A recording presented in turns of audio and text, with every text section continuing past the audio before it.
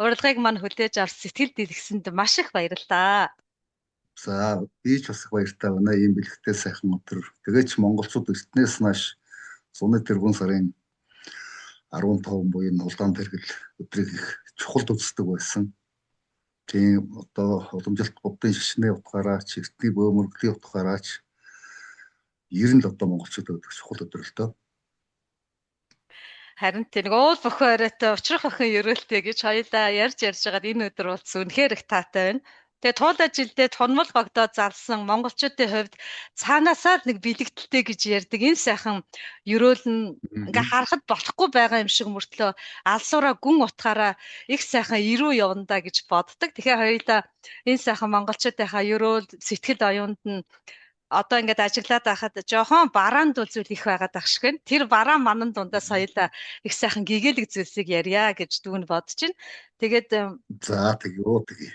за дутуу өгүүлэх нь дундуур аялагтай адил тэгээд өвөг дээдс биднэрт их учиртай өгүүлдээчжээ. Тэгэхээр хоёулаа өнөөдөр энэ утга дүүрэн агуулга учир утгыг шингээсэн үгийн тухай ярилцъя гэж дүүн ингэж зорьсон. Тэгэхээр одоо бид нар ялангуяа хэдийн чандад байгаа хүмүүс нэг ийм асуудал тодорхойд байна гэдэг ярих.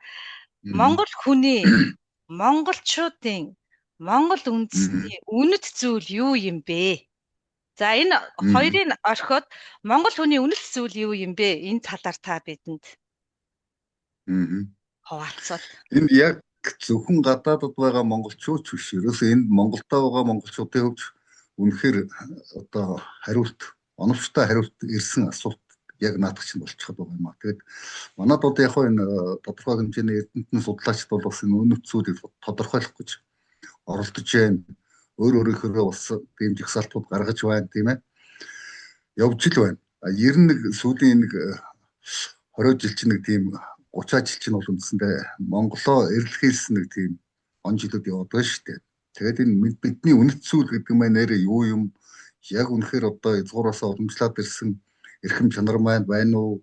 Дунд нь одоо ингээд янз бүрийн нөхцөл шалтгааны улмаас орхигдоод, гээгдээд, гажуудаад тэрнээс болж одоо Монгол хүний одоо мөн чанар алдагдаж байна уу гэсэн асуудлыг дандаа л ярьж байна л да. Тэгэхээр үнэт чанар гэдэг тэр олон хугацаанаас бүрдэх зүйлийг тодорхойлох уу? Эсвэл одоо зөвхөн хоёулаа өнөөдрийн тухайд бол тэрэн дундаас онцлоод тэрийг бүрдүүлдэг тэр одоо элементүүдийн нэг болсон хэл соёлын тухай ярих уу гэдгээ ихтэй тогтчмоор юм шиг байна л да. Яг гэвэл би хамгийн гол юмны нэг бол хэл гэж боддог учраас хэлээ тойроод ярьчвал бас сонирн байх юм болов уу? Яг онсон. Хэлээл тойроо. За тэгтээ бас нэг зүйлийг үржилж хэлэхгүй болохгүй. Ягаад гэвэл би өөрөө сэтгүүлч хүн. Сэтгүүлч гэдэг бол хэл шинжлэлийн хүн биш шүү дээ, тийм ээ. Тэгэхээр хэл шинжлэлийн хүн, мэрэгжлийн хүн биш учраас бас энд андуу эндүү ташаа юмуд бол гарч болцсошгүй. Тэгэхээр тэрийг бас үзэгчд маань ойлгоод энэ зүгээр л эрхэн хүний одоо Монголынхаа төлөө санаа зовсон хоёр монгол хүн их хэлнийхээ тухай ярьж байна гэдэг өнцгөөс ойлгоосай. Тэгэхгүй бол нарийн ширийн нөгөө мэрэгжлийн хүмүүсийн нүдээр харахад бас учир лугталтай юм олон гарах байх л да гэдэг ярина, тийм ээ. Харин тийм ээ. Одоо ингээд багш хүн хамгийн эхний сургууль бол ээж аав гэр байдаг. Тэгээд хамгийн эхний багш нар болохоор ээж аав байдаг гэд. Тэгээ ээж аав нар бид нар чинь хүүхдүүдтэй одоо ингээд яг монгол хэлнийхаа тэр дамжиж орж ирж байгаа яг тийм язгуур юмнуудыг үнэхээр ойлгуулж чадахгүй бэрхшээл тохиолдоод байгаа. Тэгэхээр одоо яг тулгамдаад байгаа энэ үгэн дээр зангидагдаад яг тэр уугуул язгуур ухааныг яаж оновчтойгоор хялбар өгч ер нь болох бол эцэг эхчүүд одоо биднэрт тулгараад байгаа тэр асуудлыг тийм та юу гэж өгүүлэх үү? Манай гадаад амьдарч байгаа монголчууд маань бид нар хүүхдэд одоо их хэлээ зааж чадахгүй байна, орчин болохгүй байна гэж бодоод байх шиг байна. Гэтэл яг энэ даяаршил гэдэг юм чинь өнөөдөр энэ Улаанбаатарт дээр Монгол улсын хэмжээнд бас яг адилхан асуудал болчихжээ нэг талдаа. Тэгээд бүгдээрээ л өнөөдөр яаж хүүхдээ монгол хэлтэй болгох вэ гэдэг дээр санаа зовж байна. Одоо манай энэ хараад байхад хүүхдүүд бол ерөөсөө Улаанбаатар ч гэсэн дэржээ шүү дээ. Маш их англиар ярьдаг болсон. Англи үгийг мэдээд байдаг, монгол үгийг мэддэггүй. хоорондоо одоо бага насны хүүхдүүд бол цэцэрлэгийн болоод багангийн хүүхдүүд бол ингээд ихэнх үг нь бол англи болчих жишээтэй ингээд яваад байна. Тэгээд аав ээжүүдийн өвөө эмээ нарын би одоо жишээ нь өвөө хүн тэгээ бас бага насны хүүхдтэй хүн тэгээд санаа зовдөг юм байна өөрөө. Тэгээд өөрөө нөгөө мундаг Монголын төлөө гэдээ яриад байдаг хүн чинь өөрийнхөө өр хүүхдээр энэ зовлонгууд амсаж байна. Нуух юм байхгүй. Тэгээд хэл сурах гээд одоо жишээлх юм бол манай 4-р ангид одоо энэ жил орох охин байна. 5 настай зээ байна. Тэгээ энэ хоёр хүүхд ингээд англи хэл дээр байж байгаа номнуудыг үзээд, зургтай номнуудыг үзээд нөгөө телевизийн нэвтрүүлгүүдийг хараад байдаг. За тэгээд Монгол контентоо үзүүлэх гэдэг нь гэхээр ерөөсөө сонирхож өгөхгүй байна. Монгол хэл дээр байж байгаа ном ингээд өгөөд уншаач гэхээр манай дунд сургуулийн хүүхд бол нодон бол тийм тохиолдол байлаа л да. Монголоор одоо ном ширээн дээр тавьсан чинь ингээд за чи энийг нэг уншчихад над эргүүдэд яриад өгөөрэй. За бид тэр номны нэрийг хэлшгүй ягаад бол бид нэг хүүхэд байхад их уншдаг байсан ном л доо. Тэгэхээр эхэлж нэг 2 хуудас явуулчаад тэгээд ширээний булан дээр тавьчихсан. 2-3 хоносны дараагаар би асууж байгаа байхгүй. Чи ягаад уншихгүй байх вэ? Дуурахгүй. Тэгээд таалагдахгүй байгаа юм тийм гэж байгаа. Тэр ном бол тухайн цагтаа бас бид нэр хүмүүжүүлжсэн их л нөлөөтэй сайхан ном л байсан л та. Тэгээд энэний дараагаар бид нар бас санал солилцоод үеийнхнийхэн янз янзын мэргэжлийн хүмүүсээр солилцоод ерөөсөө энэний гол юм буруу нь бол тэр манайх гэж манайг эргүүл бол одоо гэртээ монголоор ярьдаг хүмүүс шүү дээ. Тэгтэл хүүхдүүд ингэж байгаа нь юу вэ гэхээр ерөөсөө цэцэрлэг сургуулиас эхлээд яашаа сургууль цэцэрлэгээс эхлээд сургуулийн наснд бол энэ хүүхдүүдийн сонирхлыг тэр англи хэл дээр байгаа контентууд, номууд, нэвтрүүлгүүд тийм ээ одоо тэр хүүхдийн кинонууд тийм төвшөнд сонирхлын татах Монгол юм байхгүй наа. Бид нар тэрийг хийж чадахгүй юм байна. Тийм учраас хүүхдүүд аль сонирхолтой юм руугаа явж байна гэдэг л дүгнэлтэнд хүрчихэд байгаа. Ер нь бараг тэр хамгийн үнэн байх гэж бодож байна. Яг тэгэхээр энэ нэг хүүхдийн одоо богинохон хүүхдийн кино хийхдээ энэ бусад орныхан болвол жишээлх юм бол тэр өнгө, дуу тийм ээ дөрс одоо энэ бүхэн хүүхдийн хэдийн насны хүүхдийн сэтгхүүд яаж нөлөөлөх үү гэдгийг нарийн тоостой болохтой юм. Тэгэхээр энэний цаана тэр өнгөнд нь татагдах тэгээд тэр дуу чимээнд нь татагдах, хөдөлгөөнд дүрслэлд нь татагдах тэр татагдах нь илүү тэгээд тэрний ард яг хүүхдийн сонирхолтоор энэ сонирхол дээр нь түшиглэж нөгөө өгөх гэсэн мессежээ өгдөг мэдээлэл хүргэх учраас хүүхдүүд чинь тэр англи хэлийг бол их амархан сураад дуугийн сургаад ингээд үүдэг адилхан монгол хүүхдтэйг нь үзүүлэхээр үзэхгүй байна даа л гэж. Тэгэхээр бид нар бүр тийм энгийн жижиг юмнаас эхлэх юм бол хэл сурах юм байна. Одоо зүгээр нэг жишээ сая ингээд хичээл дуусглаа. Манай хүүхдүүд цусландаа ирлээ. Ирээд би одоо ингээд гадаа нөгөө юу яаж байгаа вэ? Нөгөө жото байна шүү дээ одоо газар واخгүй тийм ээ. Зэтүүч хийж ярьдаг. Тэгэхээр жото бариад би ингээд бас тэнд нөгөө халгаан ашааныхаа халааг жахан цэвэрлээд ухаад ингэж хараад та юу хийж байгаа юм гэхээр би ингээд хөрс цэвэрлж яана гэдгсэн чинь наадах чи юу гэдгийг нэ. Тэгэхээр гоо энийг зэтүү гэдэг бас жотооч гэж хэлдэг юм аа. Гэдгсэн чинь би мэдэн шүү дээ. Би англиар мэдэн шүү дээ. Манай 3 дугаар ангийн хүүхд. Би англиар нэрийг мэдэн монголоор мэдэхгүй л тэгээд. Тэгээд заач хийдэг бол тогтоож авах гэж хэлээд маргааш нь буцаагаад нөгөөхөө асуух байхгүй санахгүй байхгүй. Тэгэхээр ийм л одоо монгол хэлэндээ сонирхолгүй болчихдөг юм уу? Энэ бол үнэхээр их санаа зовж байна. Тэгээд бидний ярьдаг, бичдэг хэлмэн өөрөө эргээд бас энэ технологийн хөгжлөө дагаад ерөнхийдөө бол энгийн болоод тийм ээ. Нөгөө бичгийн сонгодог хэл маань одоо хэрэглэнээс ерөнхийдөө бол одоо тэрийг ойлгож хэрэгэлдэг хүмүүс нь бага болоод тэгээ нэг энгийн хараарийн төвшөнд л одоо эргэлдэж идэг ийм монгол хэлтэй болчих гээд байна л да. Тэгэхэд энэ бүгд чинь эргээд монгол мөртлөө монгол хүмүүртлөө монгол хэлээ огт мэдэхгүй нэг дараа үе маань ийм болчих үед гэдэг айцсыг одоо төрүүлээд байна. Тэгэхээр энэн дээр бол янз янзын арга хүмүүс бол бодож янз янзын байдлаар үсэж явах шиг байна. Гэхдээ яалтгүй ахуйн байж тэр хэлийг сурдаг юм байна. Өөрөөр хэлэх юм бол бид нар ч өнөөдөр ингээд Монголд байгаа монголчууд гэдэг сэжид хэлээд байгаа боловч нөгөө тэр монгол хэл Баялаг Монгол хэл баялаг байх нөхцөлийг бүрдүүлж ирсэн Монгол ахуйн байхгүй болчихжээ. Тэгээд өнөөдөр юу болж байна гэхээр юу гэдгийг бид нар одоо зүүр цэцэн үг ертөнцийн 3 онцлог гэж одоо Монгол ардын өвчин бүгд л ингээд хүүхдүүдэд заах гал сурах гал хичээгээд байна шүү дээ. Гэтэл тэнд нь яригдж байгаа хэрэглэгдэж байгаа нөгөө нэр томьёо нь бол нөгөө хүүхдүүд чинь харь гаргийн юм шиг тийм ээ. Жишээ нь одоо Тэмэн жин гэдэг юмыг л үнэхээр нүдэрээ хараад одоо ийм олон тэмээ ингэж яваад ингэдгийм байна гэдгийг үзээгүй хүүхдүүд бол тэрийг зүгээр нэг зураг харуулад бол огт бохгүй байна. Нүдэрээ үзсэн үед бол шал өөр болчиход байна. Тэгэхээр бид нар энэ юуг бол одоо нүдээр нь үзүүлэх бодиттойгоор нь тэр өөрсөнд нь харуулж ойлгуулна гэдэг чинь бол явж эцэст өнөөдрийн энэ нийгэмд бол юу болцсон юм байна шүү дээ. Контент гэж юмар ламчхаас өөр болцсон юм байна. Тийм бэ. Тэгэхээр тэрэн дээр л бид нэр анхаарч хөрөнгө хаяж хамгийн одоо мундаг мэрэгчлэтнүүд нь ажиллаж тэгээд энэний одоо тэр нөлөө сэтгэл зүйд үзүүлж байгаа нөлөө тийм ээ ингээл их олон талаас нь судалж байгаад Монгол контентоо сайн хийх юмсан гэж ингэж л бодогдоод байна. Судалгаатай тийм ээ. Судалгаатай. Тэгээд нөгөө гол нь хэрэглэхгүй болохоор л хогийн сав за домуухагаар хэлгээд ингээд ашиглахдаггүй болчиход байна тийм ээ. Гэтэл ер нь манай хэлний эрдэмтдийн нэг юу байдгийг юу гэхээр хэл хэрхэн яаж баяждаг вэ? Эсвэл одоо тэр хэлний тодорхой үгнүүд орхигддог вэ гэдэг дээр болохоор ерөөсөө хамгийн идэвхтэй хэрэглэгдэж байгаа одоо үйл ажиллагааны нэр томьёо одоохондоо улам баяжаад байдаг юм л дээ. Жишээлх юм бол одоо манай чинь нэг хэсэг ингээд 90-ад оноос хойш нэг архитект тавтаарлаа шүү дээ.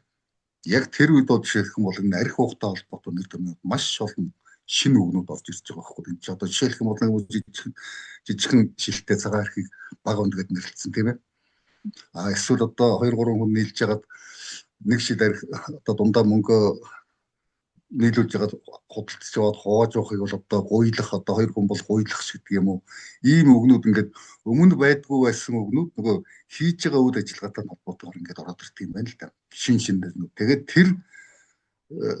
тэр тухайн үйл эсвэл одоо тухайн салбарын нэр томьёо баяжчихэдэг. Огт нөгөө мартаж байгаа юм чинь бидний жишээлх юм бол мал аж ахуйтай холбоотой маш олон нэр томьёонууд бол одоо ингээд мартагдаад нөгөөх нь нөгөө уламжилт ахуй маань өөрөө орчин үеийн одоо амьдралын хэв маяг шахагдаад явхаар тэднэр нь мартагдаад оронд нь шинэ юм орж ирээд одоо бол тэгээд одоо юу гэдгийг мэдээллийн харилцааны технологи хөгжөөд компьютер интернеттэй харилцаад ирэнгүүт чинь одоо юу гэдгийг монгол хэлэнд дахиад өөр үгнүүд ороод ирлээ шүү дээ. Бид нар чинь зүгээр одоо бараг ихэнх үгийн дээр англи монголын дундуур тэгэл копидох гэдэг юм уу юу ч гэдэг ингээд шеэрлэх мэрлэх гэдэг ингээд ярьчихж шүү дээ. Тэгээд бүгдээ тэрийг ойлгоод яриад өгдөг. Тэр нь өөр энэ хэлэндээ шингээд ирж байгаа байхгүй. Тэгэхээр энэний хэлний хамгийн хэцүү юм нь яг тэр язгуур монгол үгээ олж хэрэглэнэ гэдэг тэр нь бүр одоо эргэлтэнд байнга явж гинэ гэдэг бол бас хэцүү юм байна. Яг гэвэл одоо бид нар чинь ингэж байгаа шүү дээ. Зүгээр за жишээ нь би нэг дэмий үгээр жишээ авчихъя. Янхан гэж үг байна. За одоо ч баг янхан гэдэг үгийг бол яг заримдаа хараалт утгаар хэлж байна. Тэгээд доромж утгаар хэлж байна. За ер нь сайн нэр байгаагүй л дээ энэ үгэнд. Гэхдээ энэ үг бол жишээлх юм бол яг гарвалын нөгөө гэхээр нэлээд хожуу үе. Одоо Богдаант Монгол улсын үед чинь одоо Манжчин гүрний төгсгөл тавьдаг тийм ээ. Манад бол одоо Япон хятадын хамтарсан нэг банк байсан байна л да жишээлх юм бол. Тэгээд тэр нь бол одоо юу лээ дээ. Жипин Жанхан гэж нэртэй банк гэж. Зүгээр банк шүү дээ. Тэгээд тэр банкны нөхдүүд яаж хийсэн бэ гэхээр манай нөгөө одоо Монголынхоо тийм боломжтой хэрэглэгчдийг татахтай их муу арга хэрэглэж нөгөө урдаас ч янз янзын юу авчирч өсгөөжүүд энэ төр авчирч бас нэг тийм үйлчлэгээ нэвтрүүлжээ.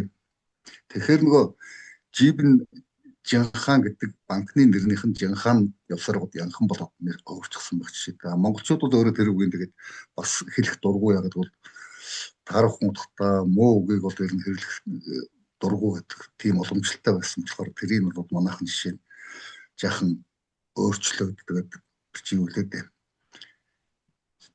Шалжаа гэдэг одоо тийм үгээр орлуулсан гэж байна. тийм шавжаа гэдэг нь бас л нэг тийм бас л муу утгатай үг юм байна л та. Мгм. Гэх мэтэр ингээд үгний гаргалыг хөхөрөөсөө саяхан байсан юмнууд ингээд саяхан орж ирсэн үгнүүд Монгол үг юм шиг эртний үг юм шиг ойлгогддог. Одоо жишээ нь бид нар чамин гэж бүгдээрээ ярьдаг тийм ээ. Яасан чамин юм бэ гэд ингээд яриад их гоё л сутгаар ярьдаг шүү дээ. Тэгвэл энэ бол жишээ нь нөгөө хэмээнжингээр Бээжин рүү ачаа бараагаа зөөгөө тэндээс ачаа бараа зөөгөө манайх чи дээр үдэгж нөгөө явдаг байсан худалдаачид одоо жинхэнэ л одоо жингийн суугч чинь тэр шүү дээ. Тэгэхээр жинчид гэдэг чинь тэр үед жишээлх юм бол Бээжингийн нэг хаалгыг нь бол одоо Чамин гэж хаалга болсон байна. Хотын гадна ч одоо том хаалгуудтай худалдаатай энэ юмуд байдаг шүү томтууд. Тэгэхээр Бээжингийн яг манай Монголын худалдаачид очиж буудлаад одоо гол бараагаа авдаг тэр хаалга нь бол Чамин гэж нэртэй одоо ч гэсэн тийм нэртэй гэсэн. Тэгэхээр тэр үгийг тэр нөгөө Чаминаас авсан бараа Чамингийн бараа гэж явж байгаа сүүлдээ тэр Чамин гэдэг үг нь зүгээр л одоо бидний гоё Чамин гэдэг нэр болоо явчих жишээтэй. Ийм маягаар за манайх ч одоо санскрит хэлнээс орж ирсэн, төвдөөс орж ирсэн, орсоос орж ирсэн, хятадаас орж ирсэн ч гэдэг юм их олон газраас орж ирсэн. Одоо сүүлийн үед одоо англи үгний төрөлт бол маш хүчтэй байгаа. Тэгэд ингээд энэ үгнүүд ороод ирэхээр сүүлдээ бүр ерөөсөө үндсэн язгуурын монгол үгээ шахаад оронд нь утгачлалтай бас тийм онцлог байдаг. Одоо жишээлх юм бол эд шид гэж үг байна тийм ээ. Эд шид гэдэг үг бол жишээ Монголын нууц төвчөнд байхгүй. Тэр бол сүүлд нь буддын шашин нэлээд одоо түгээмэл тархсны дараа, төгссний дараа одоо нөгөө пали хэлний эд шид гэдэг үг нь Монголд одоо ороод ирсэн баг жишээ. Яг 13 дугаар зуунд нууц товчоогоор үзэх юм бол тийм ер нь нууц товчооны тэр үгнүүдийг одоо ингээд харьцуулаад өнөөдрийн юмтай ингээд харьцуулаад багтаа зэрэг тэнд байгаа үгнүүд бол одоо арай нэг эртний язгуурын үгнүүд болж яваад байна шүү дээ. Тийм ээ.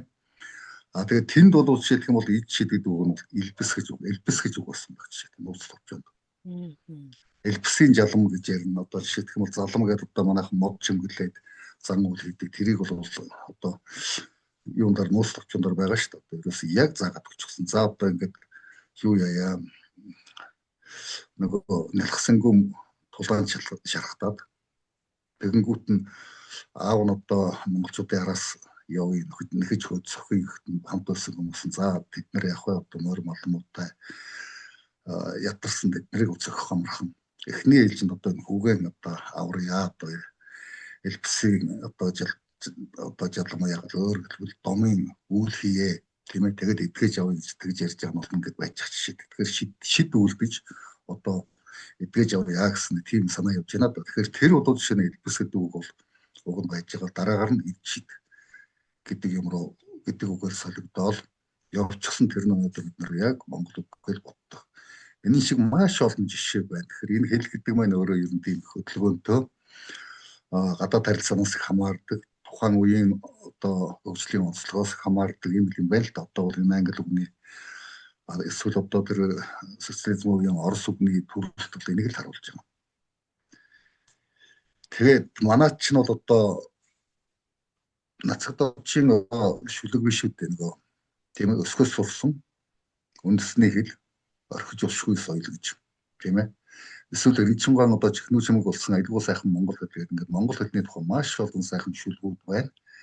Тэгээд энийг за бидний үе та нарын үе бол одоо жишээ нь энэний яруу тансгийг гоёыг мэдэрч өссөн. Бидний дараагийн үе одоо өнөөдрийн хүүхдүүд маань гадаад сурч байгаа нь ялгаагүй эндээ сурч байгаа хүүхдүүд ч гэсэн ялгаагүй яг энэ тэр нарийн тансаг нандин юм бас мэдрэмжгүй болж эхэлж байгаа гэдэг чинь бол хэл ондоошж байгааг нь шинжиж би харддаг шүү дээ. Тэгээд одоо энэ өсгөө сурсан үндэсний хэл мартаж болохгүй соёл гэдэг чинь одоо тухайн үедээ насагдаж зохиолчийн Монголын түүхийн товч гэж өгүүллийн төгсгөлд нь бичсэн хашлах шүлэг байхгүй юу? Шүлгийн нэг мөр. Тэгтэл энэ чинь одоо 55 онд нацгадоржийн төвөрийг хэвлэхдээ одоо өсгөө сурсан үндэсний хэл орхиж олшгүй соёл гэдгийг мартаж олшгүй соёл гэдэг ингээд орхиж гэдгийг мартаж гэж болохол оруулсан баг жишээтэй. Энийг манай судлаачид бас тэмдэглэсэнд байдаг л та. Тэгэхэд хилээ үндсэн хилээ мартаж болохгүй гэж шүү дээ. Мартах хоёрын хооронд бол их том ялгаа шүү дээ. Тэгэхээр Маш том орхиж ялгаа. болохгүй. Одоо орхиж болохгүй гэдэг нь бүр ч илүү нандин айхтар тухтай гэж байна. Тийм байна. Тэгэхээр нэг үгнээс ямар их салаа утга гарч ирдэг гэдэг нь харагдаж байгаа юм л та. Таныг сая яг ингэж үндсэн мөн чанараар нь хэлээгүүл бид нар мартаж орсхор соёл гэж чэжлээд ирсэн. Одоо яг танаас асуух гэсэн чи таасаа ингээд ялгааг нь бидэнд ингээд ойлгуулчлаа. Харин тийм ээ. Тэгээд ингээд түүхийн сүүдэрт сайн нь ч ингээд харагдахгүй, саар нь ч харагдахгүй ингээд үлдээд байгаа нэг тийм он цаг үе байгаад ах шиг байх юм. Тэгэхээр одоо ингээд ярихаар заавал төр засаг руу орчихгоо. Тэгээд нөгөө өөрөөсөө шалтгааллах зүйлэл бүрэн хийсэн тохиолдолд болох юм байна да гэдэг дээр л одоо дүүн жишээ нь өөрийнхөө хэмжээнд би тэгж бодоод байгаа байхгүй юу. Тэгээд одоо энэ гэртээ ингээд зүгээр л нуус тавчааг одоо байж ахаар ядаж манай хоёр ч одоо жоохон бахтай хөрхөн сонсдог байсан юм. Тэгээ одоо чи нэлээд томорсон чи сонсгоо байчаар нь би одоо хаяа ингээд тэгээ өөрөө бас ингээд энэ олон цагийн уртад Монгол бичгээ мартчихгүй юмсан гээд энэ 46 оны нууц тавчаа Монгол бичгээгээ уншсан чинь их гоё бүр ингээд таны хэлдгээр бүр ингээд яг тэр язгуурын юунууд үг өгүүлбэрүүд одоо тэр дотор байгаа мөн чанарууд сэргээд их гоё байсан. Тэгээ яг надад нэг хөв байдаг. Тэгээд энэ саяны энэ шар энэ чи хэдэн оных вэ да? 2011 оны энэ хөрвүүлэг энэ хоёр яг адилхан байна лээ. Би бүр яг зэрэгцүүлж надад нуус чинь 3 4 төрөл байгаа. Тэгээ бүгдөрөнгийн зэрэгцүүлж байгаа тавьсан чинь энэ хоёр бүр явц цав нийцчихилээ. Тэгээд за бүр болохоо хахад энэ юугаар нь энэ 11 оны 20 хөрвүүлгээр нь хүүхдүүдэд уншиж өгвөл болох юм байна гэдэг. Тэгээ ядаж ингээд өөрөөсөө шалтгааллах юм а хийдэ гэл ингээд л бидчихэд гихүү одоо тал тийшээ ингээд тэгээд энд нэг зүйл байгаад байгаа нь одоо жишээ Шведэд манай хоёр хүүхэд өсөж байгаа. Тэгээд нөгөө дэлхийн нийтээр тархацсан манайхны өвөг дээдсээ уул нь оюун санааг тунхаглаад инх тайвнч үзлийг дэлгэрүүлсэн хүмүүсийг ингээд түүхэн дээр нь жоохон буруугаар ингээд сурталчлаад үлдээчиж. Тэгээ яг Хизээ хааны тухай Хувлаа хааны тухай ингээд ороод ирэхээр нь нэг талдаа ингээд яг үнэн мөннийг тодтогох цаг дүүд нь олдоод тэгээд ярихаар бас ингээд яг нөгөө үнэн түүхээ ярьж өгөхөр тэгээ яагаад тэгвэл бидний үзэж байгаа сурах бичгэнд чинь ингээд тавьсан байдаг гэдэг асуулт хүртэл гарч ирж байгаа байхгүй юу. Тэгэхээр энэс дүүн улбаадаад юу бодож байгаа юм гэхээр ялагдсан улс орнууд ингэж түүхийг гуйвж бичдэг юм уу? Эсвэл түүх гэдэг зүйл дэлхийн нийтээр л ийм гуйвсан байдаг юм уу? Энэ дээр таны одоо санал бодлыг сонсвол би наадах ч нэг зовлонтой асуудал болчиход байдаг юм а. Яг тэгэхээр манайх ч нь бол үндсэндээ 11 оны үндэсний эрхчлөөний хувьсгал, 21 оны ардын хувьсгал аль-алинд нь бол одоохондоо эзэн Чингис хаанаа эртний Монгол төрөө дээдэлсэн, хүндэлсэн, бахархсан өнгө аяс бол байсан. Тэгээд тэр үтгийг түүнээс хойш гарч ирсэн номнууд ч гэсэн бас энэ бол тусчил явсан. Тэгээ эн чинь явсаар байгаа хамгийн сүүлд юу болсон бэ гэхээр 40-од оноос эхлээд л манайд чинь нөгөө үндэсний үзэлтэй зохиол бүтээлүүдийг хязгаарлах, нөгөө марксист үзэл сурталыг оруулж ирэх гэсэн ийм хөдөлгөөн өрнөөд тэгээ нөгөө жинхэнэ одоо Чингис хааны одоо энэ байлдан дагуултай холбоотой түүхийг бол харлуулах ажил бол эхэлсэн байдаг. Өмнө гарч ирсэн дараа ардын унших хүчиг гэж жишээлх юм бол чинь одоо гарч ирсэн сурах хүчиг чинь устгасны гол учир нь тэр шүү дээ. Одоо Чингис хааныг магтсан учраас одоо эртний нөгөө одоо юу гэдгийг одоо эсвэл нөгөө феодализмыг магтсан учраас ч гэдэг юм уу тийм ээ өнгөрсөн балар үеийг ингэж магтсан бүтээл зохиол одоо болохгүй гэдэг ийм үс суртлын үднээс манад бол жишээ ингээд нэг хэсэг хаалттай юм л да тийм ээ. Улс болгон өөрийн юутай жишээлх юм бол хятадын түүхийг эртний түүхийн сурвалж өччүүдийг уншихтаа болгоомжтой хандах хэрэгтэй гэдгийг бол манай түүхчид бол бас анхааруулсан байдаг. Үнжийн Сүхбаатар бол одоо манай их мундаг эртний түүхч өөрөө хэлтэй хятад сурсан, хятад судлаач тийм хүн байлаа шүү дээ. Тэгэхээр Сүхбаатар, Үнжийн Сүхбаатар бол эртний өвгөн монголчуудын тухай хэд хэдэн бот гаргасан. Тэгээд тэрэндээ бол дандаа хятад их сурвалжуудыг ашигласан. Тэгээд тэрэн дундаа хүртэл одоо ингээд тухайн үеийн одоо хятадын түүхчдийн түүх хүчлийн онцлог бол өөрсдийгөө аваад уулзчихдаг. Одоо жишээлх юм бол умрын нүүдэлчдийг очоод зохихтой бид нар 40 мянган хүн алж 40 мянган хүн олзолч гэдэг юм ингэж бичих бол тэр бол ингээд бодит байдлаас өөрсдөө сүүгчтэй мэтэр харагдуулсан ийм дэгэс түүх бол байдаг. Тийм учраас одоо болгоомжтой хандах хэрэгтэй гэж санаа зорилготойгоор бас ийм худал түүхчдэг юм байж байна. Одоо сүүлийн үед бол тэгэл одоо монголчуудын чинь түүхийг булаацалдаг янз янзын улс орнуудыг гарч ирж байна. Тэр үтгийг л одоо тэгэл бүр ингээд цаашаага чөлөөтэй ингээд түүхий чинь говьдгийн сонгодог жишээ бол одоо Чингис хаан бол ерөөсөө монгол хүн байхгүй Украин хүн байсан гэж одоо Украины нөхөр өччих жишээтэй тийм ээ. За Казахстаны нөхдүүд бол одоо бас л тэгэл бичиж маш их тэгж бичиж байна. Ерөөсөө монгол гэж байхгүй тэгэл бичиж байна тийм ээ. Оросын зарим одоо тэр түүхчид бол бас нэг тиймэрхүү ингээд бичиж байна л та. Тэгээд эдгээр чинь бүгдээрээ явсаар байгаа манай их түүхийг бол ер нь хүчтэй байсан дэлхийд одоо юу гэдгийг ноёлж байсан тэр улс үндэстэн гүрний түүхийг бол бас ингэж ялагдж явсан улсууд бас харлуулж буруутгаж бичих юмуд их байдаг л да. Жишээлх юм бол манай юу гэдгийг Чингис хааныг бол ингээл ерөөсөө тэр хоризмыг бол талхлаад тийм ээ. Ингээд үнсэн давар болгоод хайсан ч гэх юм уу ямар ч одоо юм үлдээгээгүй хамаг соёл иргэншлийг хөгжлийг 40 жилээр ухраасан зогсоосон монголчууд энэ дүрмгэлгээл ингээд бичээд байдаг байсан. Яг үндсэндээ бол тэнд болохтой зэрэг шал өөр түүх гарч ирж штэ. Энийг бол бас барууны олон эрдэмтэд бол бас үнээр нь бичдэг байсан.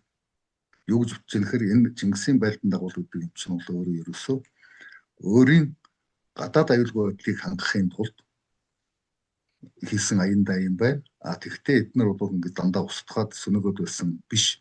Өөрсдийнх нь тавьсан шаардлагыг хүлээн зөвшөөрсөн улс орныг бол өөрийн одоо хамгаалтаа аваад татвараа аваад тэндээс зэрэг ажиллаад тийм ээ. Тэгээд тэнд бол одоо аюулгүй байдлыг хангаж амар амгалан бий болгох юм байна. Эсэргүүцсэн тэр хүчнтэй бол одоо ялтгүй одоо тэр үеийн чинь хүчтэй хүчгүйгээ дийлдэг тэр жамаар бол одоо ингээд цохол одоо шууд эзлээл одоо тэр эсэргүүц хамгийн их эсэргүүцсэн хүмүүсийг бол одоо хондоо цаацлал алал ингээд явж ирсэн байна гэж тэгтээ нэг юм байдаг нь юу бол одоо хэзээч одоо юу гэдгийг тэр тухайн эзэлсэн орондоо бол буцаага тэр нураасан хотоо барьж идсэн байгаа шүү дээ. Сэргээж өгөө. Дээр нь бүр шинэ соёл нэвтрүүлж өгөөд одон орон зуудлалын их том төвүүд байгуулж өгөө. Тэгээд эзэн төрний нутагт чинь. За тэгээд эрдэнэтэн мэрэгдийн хаана хэн ямар мундаг эрдэнэтэй хүн байна. Хэн ямар уран сайхан хүн байна. Тэр бүгдийг ингэж хооронд нь өөрийнхөө нутагт авчраал тэр нутагт нь ч одоо ашиглал ингээл дандаа тэднийг ашиглаж бүтээн байгуулалтууд дахиад одоо шинээр босгох бүтээх энэ ажлыг бол маш их хийж ирсэн гэхэд нөгөө эрэг талын бас ярьдаг болсон ингээд сүүлийн үед бол одоо тэгээд бас Чингисийг бол үздэг нөгөө нэг үеийн тэр нэг үзэн яддаг үзэл бол бас баг багаар тайлгж ил байна л да. Тэр Жак Уотербордын бол их сайн ном болсон. Тэрийг бол одоо хүүхдүүд уншуулмаар байгаа. Ядангуйд чинь англи хэл дээр байж байна. Тэгэхээр тэрийг бол англи хэлтэй орчныхон боломжих юм бол ер нь нэлээд бодтой түүх явж. Ер нь сүүлийн үеийн манай эрдэмтэн судлаачдын гаргаж байгаа бүтээлүүд бол дандаа энэ өнцгөр юу нотлох баримтууд хайсан гаргасан юм байдаг. Зүгээр нэг юм анхаарах хэрэгтэй. Тэр юу гэвэл хүн болгон түүхч болчихсон. Хүн болгон судлаач болчихсон. Уншсан сонсноо л ингээд яриад чинь тийм байсан гэдэг ингээд яваад байгаа. Тийм ээ. Тэгээ өөр гэтэл яг үнэндээ бол одоо жишээ нь Казахстан шигээр аваад үзсэн тийм ээ. Тэнд бол одоо нэг юу гэдэг хэтэрхий туйлширсан үзэлтэй нэг хэдэн хүмүүс одоо эсвэл одоо огт юм уншиж судлаагүй зүгээр нэг ардын дунд дотор яриаг ингээд цааш нь дэлгэрүүлж явж байгаа хүмүүст яриад байгаа болохоос биш. Яг мэрэгжлийн одоо эрдэмтэн судлаачид нь бол энийг бол ярихгүй дэмжихгүй байгаа шүү дээ. Одоо тэр үтгийг л одоо эсэргүүцээс үл ганцхан эрдэмтэн бас ярьж байхыг би бас сошиалд харсан жишээлбэл та нар шившиг болон шүү дэлхийд одоо ийм баримттай тодорхой улмтод өгөхийг манайх гэж одоо ингэж булаацалдах бол үнэхээр утгагүй шүү гэж одоо Казахын эрдэмтэн бас ярьсан гарч ил байна л дээ. Тэр чинь юу гэж манад бас өгдөг байхгүй. Манад бол одоо ингээд нэг сонссон юм аа тэгээд ийм байсан гэнэ гэдэг одоо үнэн болгож яриад сошиалаар яваад байдаг. Жинхэнэ учрыг мэдж байгаа эрдэмтдийн дуугаас аваад гэдэг тийм ээ. Одоо жишээлх юм бол зүгээр л одоо өнөөдрийн улс төрийн байдлыг ингээд аваад үзэхдээ одоо хотолч нэг уг нь удам гарал нэгтэй нэг хоёр орнд хоорондоо аюул болж штэ тийм ээ. Дайны хэмжээнд очихсон. Тэгэхдээ энийг бол өнөөдөр тэрнийх нь уруу, эннийх нь уруу гэж хоёр талцаал манай монголчууд одоо өмнөөс нь хоорондоо хэрэлдээд байгаа. Гэтэл яг энэний язгуур нь хаана гэсэн, юунаас эхэлсэн, түүх нь юу байсан, зөрчил одоо өнөөдрийн зөрчил гэдгээс эхэлсэн гэдэг энэ бүгдийг мэрэгжлийн хүмүүс судлаачдад гаргаж ирнэ. Тэгэхээр тэр нь зөвхөн нэг 10-аад жилийн асуудал биш.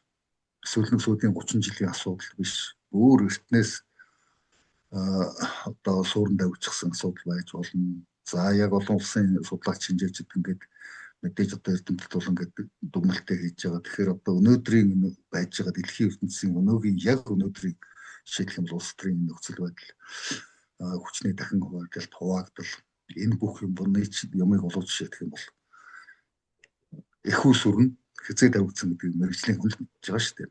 Бид бол нөгөө өөр салбарын өөр төрлийн улсууд учраас энэ чинь зөвхөн өнөөдөр болж байгаа урд гэдэг. Яг энэ шиг энэ түүхийн асуудал дээр ч гэсэн бид нар аль болох мэрэгжлийн судлаачдын бүтээлүүдийг үзэж эсвэл ямар нэгэн бүтээл үзлэх тэрэнд их сурвалжаа дурдсан байна. Дурдсан бол ямар их сурвалж байна гэдэг. Чадвал одоо тэр их сурвалжийг нь баталгаажуулж үзэж тэрний дараа дүгнэлт хийж өөрийнхөө ойлгосноо бусдад хүргэхгүй болвол ингээд ташаа мэдээлүүд тасрах юм. Тэрний л одоо жишээнүүд бол харамгүй байна да. Одоо жишээлх юм бол манай дотоодын түүхэнд ч гэсэн байгаа шүү дээ. Тийм ээ. Одоо халах ойрд байл хоорондоо муудалцаал яваад байгаа жишээтэй ламбо гол хоорондоо муудалцаал үе юм уу одоо жишээ гэдэг. Тэр болгоны чинь цаана бол яг анх үүссэн учир шалтгаан бол огт өөрийн байж тохиолдол байна шүү дээ. Жишээлбэл одоо их Монгол улсын үед шашны одоо миний сонирхдаг сэдв учраас би одоо тэрнээ жишээ авч байна. Их Монгол улсын үед жишээлх юм бол тийм ээ. Их хааны үед одоо эхний 2-3 хааны үед бол яг төрийн шашин бол бөгийн шашин байсан. Тэгээд дараагаар нь Хувлай хаан одоо урд Юан гүрнэн байгуулж Бээжинд нислээд тэгээд тэр өргөн уудам нутагт байгаа ард түмнийг одоо оюун санааны хувьд бас өөрийн хичээлд байлгах бодлогын үднээс хятадын биш одоо төвдөөс одоо жишээлх юм бол шашныг авч төрийн шашин болгож штэ. Тэгээд төвдийн одоо шашныг төрийн шашин болгоод тэгэнгүүт төрийн нэгэнтээ төрийн шашин болгосон учраас тэр бол зонглох давуу эрхээ эдлээд эхэлсэн. Гэхдээ хизээч Хувлай хааны үед Догоонтөмөр хааны хүртэл Юан гүрний үед бол бусад шашныг гадуурхсан байхгүй. Хэдийгээр буддын шашныг төрийн шашин гэж зарлаад яг одоо ажил хэрэг болгоод явсан ч гэсэн хос ёсны сургаалч тэндээс гарлаа шүү дээ шашны хослуулсан. Тэгтээ нөгөө бус шашны нэгэн ч гадуурхаг. Харин ч Хувлай хааны үед жишээлх юм бол одоо Юан гүрэнд бол нөгөө христийн шашин хамгийн их дэлгэрсэн гэж байгаа шүү дээ. Яг гэвэл өмнө нь христийн шашныг зөвшөөрдөггүй байсан.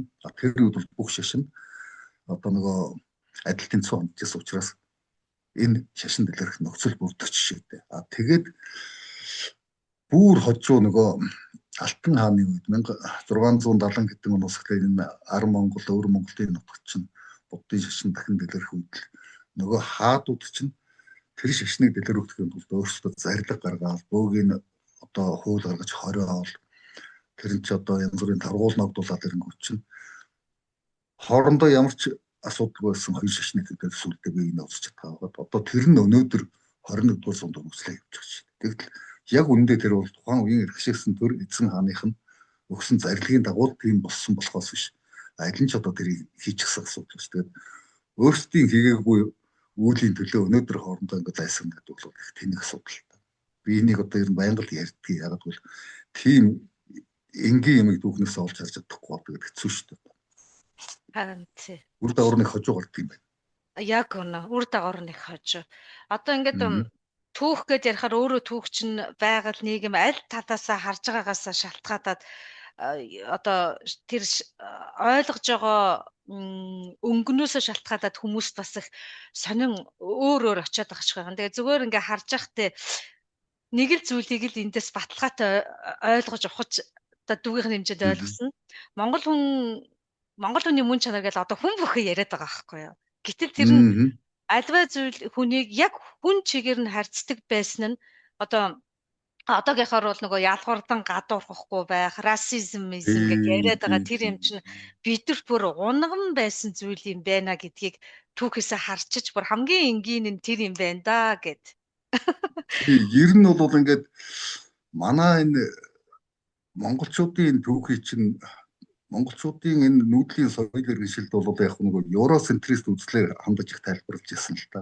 Суурин соёл иргэншлийн үүднээс харахаар бидний юм чинь ойлгомжгүй, бүдүүлэг байж болшгүй юм шиг харагддаг. Одоо энд бас юу гэдгийг хятад төвд үзэл байна түүхчлэгийн тийм ээ. Тэгэх юм бол тэд нар чи өөрийн өнцгөөсөө бичнэ. Бид нар болохоор өөрсдөө тэгж өөрийн өнцгөөс бичих хэрэггүй. Социализм үед бол ялтгүй одоо Оросын нөлөөнд ор байсан учраас тэдний л бичихсэн түүх, тэдний л нөгөө марксист түүхчлийн арга зүйд тулгуурлаж юм хийжсэн. Одоо харин сүүлийн 30 жил бол өөрөөрөө бичиж гэн одоо эмхэлж гэн тэрэн дундаас ингээ харахтаа зэрэг яасан бэ гэхээр тэр 13 дугаар зууны их Монгол улсын үе гэдэг чинь өөрөө дэлхийн ертөнцид улсан тийм үнэхээр яалтгүй монголчууд тасарчихсан тийм үе байж байгаа нь харагдаад байдаг. Одоо энэ парламентаас ч гэдэг юм уу тийм ээ энэ юм бол тэнд байсан хуралдаа байж идэг байсан байна. Бүгдээр хэлсчээж хаана зарлиг гаргадаг ч гэсэн хааны гарах зарлагыг эхлээд заавал ноёдууд хэлцдэг тийм ээ. Олноороо хэлцэж байгаа тэгээд за ийм шийдвэр гаргахыг гээд тэрийг хаана зарлиг гаргаж баталгаажуулдаг байсан. Одоо энэ чинь одоо шатгсан парламент тогтолцоо шиг юм байгаа үстэй тийм ээ. Тэгээд дээрэс нь эмэгтэй хүний чинь ерөөсөө шугам одоо гэрийн бага насны шалхуулгүй ийм бүдүүлэг байсан гэдэг үсэ чинь яг үнэндээ төрд эмэгтэйчүүдийн гүйцэд хийжсэн өөр асар их байдаг. Энэ хаадуудын одоо нөгөө их тийм багаадын боторлын үед тийм ээ. Эсвэл одоо тэр түрүү Йохан Гүрний тэр хаадын үжигсэн ингээд нэг хаанаас нөгөө хааныг тодруулах хүртэл зай гарахад бол хатууд нь ирэх барьж ирсэн зөндөө олон түүх шүү дээ. Тийм тэгэхээр эмэгтэй хүний үүрэгтэй байсан. Эмэгтэй хүний дуу хоолойг бол сонсдог байсан. Зүгээр тэдний хоорондын одоо юу гэдгийг ажил үүргийн хуваар нь бол ялтгүй эмэгтэй хүн бол гэр доторхоо эрх хүн бол гадуурхаал одоо эмхэлцэгцэн. Эрх чөлөөний өндөр мэдрэмжтэй, хүний эрхийг бүхнээс дээдэлдэг, байгальтай харьцах, хамгаалах, дэлхийд үлгэрлэх хэмжээний соёлтой, задгаа сэтгэлгээтэй, одоогийнхоор бол хайрцагнаасаа гарч чөлөөтэй сэтгэдэг, биеийн болоод сэтгэлийн хатуужил маш өндөртэй, хувийн хэрэглээнд материалын үрэлгэн чанаргүй одоогийнхоор бол нөгөө минималист гэж яриад байгаа. Тэгээд сониуч, эрэлт сэтгэлгээтэй, шинэд хурдан суралцдаг, эзэмшдэг, дасан зохицдог, олуулаа болох туйлын хүсэлтэй, хүүхдэд хайртай хүмүүс бол монголчууд юм а гэдгийг ингээд 7 зүйлээр жагсаагаад бичсэн. Тэрийг ингээд хүүхдүүдтэй таниулж байгаа ээж аав нар бас байгаад байна. Тэгэхээр таны саяны түрүүний ярьсан нөгөө эмэгтэй хүнийг оролцоо ихтэй байсан, сонсдог байсан, бүх төвшөндөө нийгмийнхаа төвшөнд эмэгтэйчүүдийн оролцоо их байсан гэхээр ухаан сэтгэл гэдэг хоёр зүйлийг ээжүүд ингэж бүрэлдүүлдэг байжээ гэдэг бодол ямар ч хүнд төрхөөр байгаад байгаа байхгүй юу. Тэгэхээр монголчуудын нөгөө за гэр дээр аваад ярих юм бол хоёр бага нэр юм арга билег сайн муу мажор минор гэж зөндөө олон төрлөөр яриад байгаа юм шиг мөртлөө тэр нь явж л ир юм хоёр дээр ингэж буугаад байгаа. Тэгэхээр танаас дүүн дараагийн асуултаа энэ хүн болгонд заяасан ухаан сэтгэл гэдэг хоёр зүйлийн ухааныг нь эхэлж ээжүүд бид нар аавууд бид нар зангидах ёстой юм уу? Сэтгэл дээр суйрлах ёстой юм болов? Аль нь эсвэл хоёулангийн тэнцүү ингэж авч явах ёстой юм болов? Наад чинь нөгөө монголчуудын хүүхдээ сурган хүмүүжүүлэх нөгөө хүнийг хүн болгох гэдэг нэг том ухаан байгаа надаа. Тэгэхээр энэ маань өөрөө орчин үеийн сурган одоо энэ сургаж байгаа хүүхдээ хүмүүжүүлж байгаа арга барил тэр үеийн нөхцөл байдал болоод арга барил бол өөр болчиход байна л да. Тэгэхээр бид нар бол одоо жишээ нь энийг одоо өнөөдөр бол орчин үзүүлж хэрэглэхэд бас хэцүү юм шиг байна. Тэрнээс яг тухайн үед бол юу гэдгийг одоо тийм хөдөлмөрт сургахын тулд одоо багаас нь насны онцлог таарсан хөдөлмөр эхлүүлдэг байсан. Одоо тэрийг хийх нэг бол одоо хүүхдийн төвшгүй хөдөлмөр гэдэг эсрэг үзэж байна тийм ээ. За тэнд чинь бол одоо юу гэдгийг сургах арга барил дунд чинь бас заримдаа бол айлгах хичээх янз янзын одоо тэр сэтгэл зүйн аргуудыг хэрэглэдэг байсан. За тэрийг хэрэглэх юм бол өнөөдөр хүний эрх гээд бас их асуудалд орцоход байна тийм ээ. Гэх мэтэр ингээд одоо жишээлх юм бол одоо юу гэдгийг нойр багтаа өлчөр, нойр даадаг тийм ээ, нойр хоол одоо унтдаггүйгээр удаа явдаг ч гэдэг юм. Энэ бүх чанарууд ч өөрөө эргээд заавал нэг тийм хүнд бол нэг тийм хүчээр шахаж байж сургадаг юмуд байгаад байна шүү дээ. Дээр үеийн лам нарын тэр сургахтаа нөгөө юм сурахгүй байгаа хүүхдүүд чинь жумаар алган дундуур зохиж одоо зодож сургаж ирсэн гэдэг чинь бол тэгээд тэгж сургасан хүмүүс нь одоо өнөөдөр бол зодож байгаа юм биш шүү дээ. Зүгээр тэр ерөнхий характер нь бол сургалтын аргыг харахтаа зэрэг заавал одоо тодорхой хэмжээнд хүчилж ийж нэг өөрийнхөө тэр өөрийгөө нэг хүүхднэр давж ялсныхан тэр бүх юм нэрдэг байж. Тэгэхээр одоо өнөөгийн нийгэмд бол энийг тийм аргаар хийж болохгүй нь ойлгомжтой. Тэгэхээр энэ хүссэн ч хүсээгүй ч сэтгэл гэдэг юмтай ажиллахаас болохгүй. Сэтгэл гэдэг юмтай ажиллахаар ухаан гэдэг юм байхгүй бол тэр хүн бол юм сурахгүй. Тийм ээ. Тэгэхээр тэр ухаан гэдэг юмыг нэг талдаа тэр чинь төрмөл юм байдаг. Өгөгдөн тэрийг бол сэдэж өгдөг. Тэгэхээр тэр зөв сэдэж өгөөд тэгээ за би ингэх ёстой гэдгээ ойлгоцоход тэгээд би ингэхийн ийм болохын тулд ийм юмыг даван туулах ёстой гэдгээ ойлгоцсон хүн чинь одоо чин сэтгэлээсээ ойлгоцсон хүн чинь одоо тэр ухаан сэтгэлээр ингээд тэгш хүүхд суулгаад өгчих юм бол явдаг юм байна гэж би хардаг шүү дээ. Өөрөөр хэлбэл өнөөдөр ч бид ингээд хүүхдтэй хайрлаад ялангуяа одоо монголчууд чинь ерөнхийдөө бол одоо юу гэдгийг нөгөө зах зээлийн харилцаанд ороогүй яг тэгш уралдын зарчмаар зөвхөн салин авсан салингаа бол салин бол амьдралд нь ямар ч үснэ тодорхой хэмжээнд хүрдэг ийм амьдарч исэн хүмүүс өөрийн гэсэн хөрөнгөтэй капиталтай болоод ирэнгүүт яг өнгөрсөн үеийн тэр одоо зөвхөн одоо энэ үеийн биш шүү дээ. Тэрний өмнөх одоо миний аав ээж гэх ингээд угшаагаа хөгөөд хэдэн үеэрээ монголчууд бас манжийн юунд байх үдээс гсэн бас татвар матураас болоод бас ихэнх хүмүүс бол нэг сайхан амьдарч байгаагүй. Тэгэхээр энэ ой санамжинд нь бол тэр ядуу зүдүү амьдрах муухай гэдэг нэг юм орцсон. Тийм учраас одоо энэ 30 жил бол ерөөсөө мөнгө гэдэг бурхны хонос өвчлаа шүү дээ. Тэгээд эрэхтэй нөгөө талд нь юу хийсэн бэ? Юу болцсон бэ гэхээр би одоо ингэж одоо миний үдсэн тэр юмыг эсвэл одоо миний аав ээжийн өвөг дээдсийн үдсэн тэр зовлон миний үр хүүхд үзэх ёсгүй гэд хүүхдүүдэд инхрийлээд хайрлаад хамгийн амттай юм авч өгөөд хамгийн сайхан утсыг авч өгөөд хүснээр нь байлгаад үсэж чинь энэ маань эргээд өнөөдөр нөгөө төрөүний өөрөө чинь хэлж байгаа тэр 7-8 гайхамшигт чанарыг агуулж чадаагүй ийм хүмүүс дараа үе маань гарч ирэх гэдэг шүү дээ. Одоо ингээд ямар ч бага насны хүүхдийн амнаас бол өнөөдөр би ядарч яа гэдэг их гардаг болсон. Хамгийн түрүүнд би ядарч яа гэж хүүхдүүд хэлдэг ба шүү дээ. Тэгээд энэ чинь юу хэлж ийм хэрэг тэр үе чинь тэгээд хэлчих юм бол тэр хүүхд чинь жавтыг хүртэл үе болсон байж шүү дээ. Тийм ээ. Тэгээд энэ бүхэн нэг л одоо бид нар яаж зохицуулж энэ хүүхдийн сэтгэл зүйг нээж сэтгэл зүрхийг одоо яг тэр монгол хүн байх ямар тэмүүллийг бий болгох вэ гэдэг нь бол чухал болчиход энэ бол цэвэр одоо сэтгэл зүйн асуудал юм шиг байна. Тэгэхээр энийг суулгаж өгдөг юм түрүүний хамгийн анх ярианыхэнд бол ярьсан тэр хүүхдэд ялангуяа бага насны хүүхдэд хүргэж байгаа контент гэдэг юм бол шинж ухааны үндэслэлтэй байх ёстой юм байна.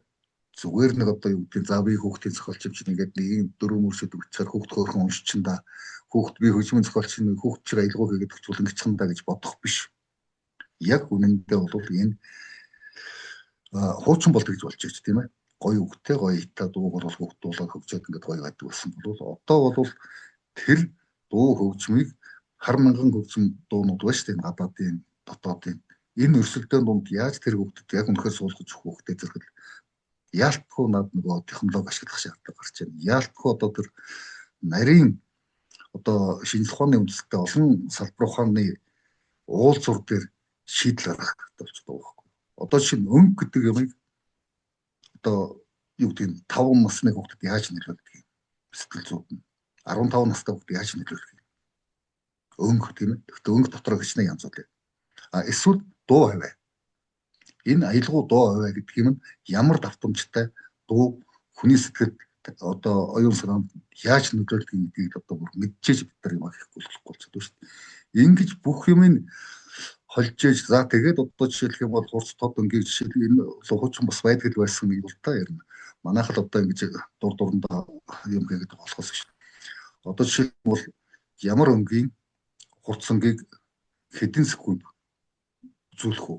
Тэр үйл хөдөлгөөнийг одоо ингээд Google-тэй кино байлгахад энийг одоо анхаарал энэ сарниулахгүй тулд байнга өөртөө татгалзууд чинь 2 секундээс илүү кадрыг удаан барьдгүй байнга солигддаг ингэсэн юм чи хүүхдүүд хөөцөд байдаг байхгүй юу? Жишээ нь.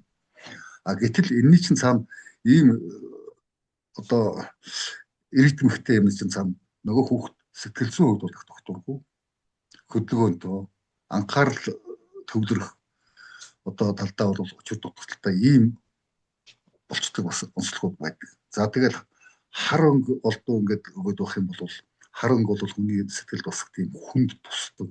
Тэрийгээ дагаад тэр хүүхд бол тийм одоо юу гэдгийг сэтгэл зүйн хувьд одоо тийм мунж дорой ерөнхийдөө бараан хар бараан бодолтойч юм болох жишээтэй. Их хэдэх гэрлэгээд одоо нэг ингэсэн ийм өгöd бохор хөнгөн хийсэр болж гэдэг юм. Ингээд эн чинь өөрөө цаанаа ингээд нарийн шинжлэх ухаан явуулах байхгүй. Тэгэхээр манайх энийг ерөөсөө огт тооцохгүйгээр зүгээр л харж байгаа л гадны контент харж байгаа ч юм уу эсвэл өөрсдөө хоорондоо ярьж байгаа. За ингэ хийчихвэл гоё юм байна гэл нэг юм хийгээд номончгод хүүхдийн номончгод одоо тэр өнгө бодгон тэгж асч байгаа өсөг ширээвтэн ч гэсэн стандарт ууланд байдаг шүү дээ чинь. Кирилл өсөг гэдэг чинь кирилл өсгийн стандарт гэж одоо энэ кирилл өсг хэрэгжих болсон орнууд бол бүгд тогтцсон стандарттай Монгол улс стандарт байдаггүй. Одоо тэгээ кирилл халан гэдэг байна. Дахиад Монгол өчиг орж ирлээ. Тэр чинь өөрөө эргээд цаана стандарт гэдэг юм шинжлэх ухааны нарийн үндэслэлтэй байдаг. Тэгэхээр нөгөө Монгол бичгийн ширээвт маань өөрөө бага насны хүүхдүүд ямар байх юм, дунд насны хүүхдүүд ямар байх юм, өндөр настай хүнийхээ ямар байх юм гэдэг юм уу. Тэгээд мэрэгжлийн онцлогоос маш олон янз байх хэрэгтэй. Тэгэхээр энэ бүгд манай дээрээс хаягдчихсан. Энэ нь одоо зүгээр нэг 2-3 өнгөний хостол гэхэл тэр маань энэ одоо сэтгэл зүйд яаж нөлөөлөх вэ? Бидний хүргэж байгаа мессежинд одоо хүчрэх үү, эсвэл одоо сармагжуулах уу гэдэг нь бүгд тооцогдсон шинжлэх ухааны үндэслэлтэй байдаг. Энэ юмыг бид нар өнөөдөр нарийн судалж ижил дэлхийд төхөл зоригцохгүй бол тэгэл өөрсдөө алдаад дуусах юм гэсэн айдас бол байна. Тэр хуучны дөрөвний бидний ярьдаг тэр арга барилууд одоо хэцүүлтэй. Өнөөдөр бол яг хүмүүс ингээ булчин ширмсэн гэх нэг фитнес центрт яваад байна тийм ээ. Яг тэр дээр үеийн Монгол хүний чинь тэр өдөржингөө юм уу 2 өдөр эрэлт яваад хэлэн дээр юм тавихгүй явчихдаг чадварч нь хар багаас нь ингэж хатуу хөтөв үзүүлж сургаж насны онцлогтод таарсан одоо жишээ нь 3 настай хүүхэд бол нэг жижигхэн бортгоод ус цөлгөөд тийм ээ 5 настай болонгууд нарийн том юм сав барилж усан дуулаач юм ингээд сургаж исэн хөдөлмөр тэгээд дээрэс нь төсвөр хатуужид одоо тэгээд энэ хооллох юм дээр чинь одоо жишээлх юм бол өнөөдөр бид нар хүүхдүүд бол энийг эднэгээл орилчих юм бол тэрийг өчгчиж салж байгаа шүү дээ. Гэтэл тэр үчин тийм байхгүй ерөөсөө яг л одоо томчуудыг хэлсэн заасан ёсоор байдаг. Битгий эд гэвэл байсан ч гэсэн тийм хүмүүжил байсан байж шүү дээ. Тэгэхээр тэрийг бол мэдээж хүчээ сурвал болохгүй. Тэгэхээр тэрийг бол ухаантай ажиллах хэрэгтэй. Ухааны санал нь бас сэтгэлтэй ажиллах хэрэгтэй. Өөрөөр хэлбэл тэр сэтгэл нь өөрөө эргээд би энэ эхийн хайрыг аав ээжийн хайрыг одоо хариуд нь би хайрлах хэрэгтэй. Би энэ өрх гэрхнээ хайрлах хэрэгтэй. Тийм ээ. Би энэ Монголоо хайрлах хэрэгтэй гэсэн тэр нэг сэтгэл. Тийм ээ. Тэгээд энэ түүнийг одоо ингэж одоо төрмөл бас ухаан байна л та хүүхдээ. Ер нь бол бүгд төрмөл ухаантай шүү дээ. Тэгэхээр хүүхдүүд чинь характер одоо янз янз байгаа. Жишээ нь 1 жил төрсөн хэдийгээр одоо ингэж орч гэдэг юм уу төрсөн жидийн юм шин чанараар ингээд хүмүүсийг ерөөхдөө ангилаад хоогоод байгаа боловч яг үнэндээ 1 жил төрсөн тэр үтгэхэл 1 өдөр төрсөн 2 хүүхд 2 одоо ухаантай сэтгүүтэй байдаг шүү дээ. Тэгээд нэг нь бол жишээ нь би бол олон жишээ мэднэ. Манай найзуудын ингээд одоо өвөө эмээ нар ч нь бол ярина шүү дээ. Тэгээд хүүхдүүдийн тэр нэг тийм яриад энэ ингээд гэдэг. Жишээ нь одоо миний үеийн хүн чинь нэг хэсэг нэг хэдэн жилийн өмнө одоо нэлэх хүүхд болох гэсэн хэрэгцээ. Яагаад гэсэн бэ гэсэн чинь хүүхдүүд сургууль төгсөд явчихна тийм ээ. Гадагшаа болтол явж штэ манайх чи тийш яваад сураад явчихсан. За одоо өөрөмтөө бол хот суран газар сураад явчихна. Тэгээд ингээд хоёр аав ээж хоёр даяар үлдэх юм байна. Тэгэхээр одоо нэг жижигхэн дүүтэй болоо гэж хүүхдүүд нь өөрсдөө санал гаргаж явах тохиолдол манай найз дундсөндөө байсан. Энэ юу хэлж ийм тэгэхээр нөгөө амьдралын хар ухаан гэдэг юм тийм хүүхдэд байна шүү дээ. За би одоо ингээд явчихна. Тэгэхээр аав ээж хоёр үлдэн хоёулах нь болохоор хэцүү. Одоо тэгэхээр хүүхдтэй болчих юм бол бас энэ хөвчлөлтөө одоо удахгүй ч гэдэг юм одоо хүүхдийн сэтгүүрд бодож байгаа бох тийм ээ. Яг энэ шиг юмнууд бол ер нь яг миний үеийн 40 гарцсан 50 хүрч байгаа хүмүүст бол 50 орчим насны усуд бол нэг хэсэг тийм яриа хүүхдүүдээс нь гарсан бохгүй. Тэгээд тэгтэл яг адилхан хүүхэд ерөөсөө тийм нарийн юм бодохгүй. Тэр чинь одоо нэг 5 дугаар анги 6 дугаар ангийн хүүхдүүд гэж ярьж байгаа гэдэг аав ээж нь ярьж байгаа шүү дээ. Тэгэхэд яг адилхан нөхцөлд байгаа үе тэнгийн хүүхэд нь ерөөсөө тийм бодох. Тэгээд ерөөсөө ингээд нэг цэцэрлэгийн хүүхэд шиг юм хэмжээнд юу ч анхаарахгүй, сонирхгүй, мөнгө хаанаас олддгийг ч мэдэхгүй. Тэгээ ер нь одоо тэр ямар мөрөгчлөлтэй болдгийг гадаад дотоод сурыг би ер нь ингэн гэсэн ямар ч зорилго байхгүй бас нэг хэсэг хүүхдүүд байгаа байхгүй. Тэгэхээр эн чинь юу хэлж яах нөгөө хүн болгонд бол уг нь өгөгдөл байгаа гэдэг ба шүү дээ. Тормол ухаан тийм ээ.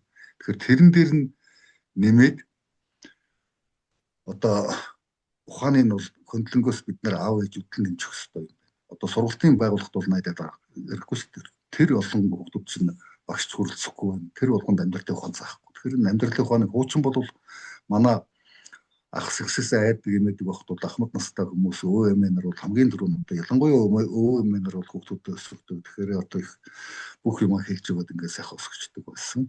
Бид наав ээж нь ажиллаа хийгээд явж идэг байсан. Гэтэл одоо бол ингээд өө эмээнэр ч харж чадахгүй, аав ээж нь ч харж чадахгүй, завч болохгүй. Тэгээд Улаанбаатарт бол ялангуяа тэгээд гэртээ ирж очих гэж 2-3 цаг болдог болцсон энэ төвчрийн дунд бол хүүхд анхаарна гэдэг бол худлаа болчиход байгаа байхгүй.